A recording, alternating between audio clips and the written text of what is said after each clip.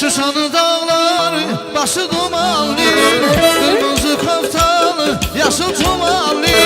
Şuşanın dağları başı dumanlı, kırmızı koftalı yaşıl tumanlı. Dedinden ölmeye Bey atası buyursun, bey atası. Dedinden ölmeye çoktu gümanı.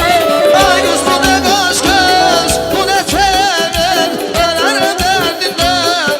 Onu bil danışmasan day bana var günü.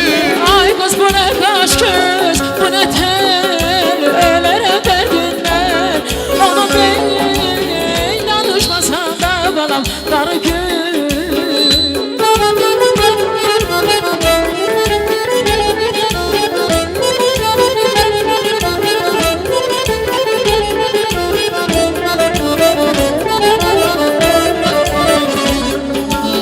Şuşada akşamlar yanar ulduzlar, onlardan güzeldi gelirler kızlar. Yol üstte dayanıp yarını gözler, yol üstte dayanıp yarını gözler. Ay kız bu ne kaş kız, bu ne tener, ölerim derdinden. Onu bil danışmasan day bana var günü. Ay kız bu ne kaş kız, bu ne tel, ölerim derdinden. Onu bil yanlışmasan da balam var gün.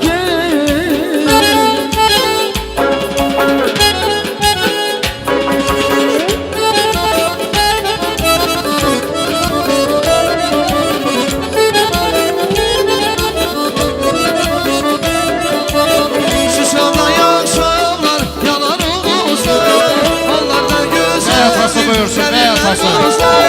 Şuşada yaşamlar yanar uğuzlar, onlardan güzeldir gelinler kızlar. Yol üstte dayanıp yarını gözler, yol üstte dayanıp yarını gözler. Ay kız bu ne kaş kız, bu ne tener, ölerim derdinden. Onu bil danışmasan day balam var günü. Ay kız bu ne kaş kız, bu ne tel, ölerim derdinden. Onu bil danışmasan da balam var gün.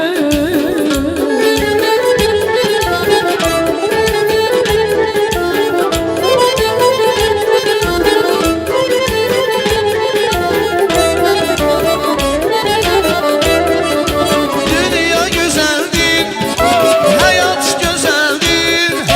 Dünya güzeldir, hayat güzeldir. Ben sever güzel, yaman güzeldir. Ay ben seven güzel, yaman Bey atası. güzel. Ben sever güzel, havadan güzel. Ben sever güzel, Hamadan güzel, şair olaydım, yazaydım ezel. şair olaydım, yazaydım güzel.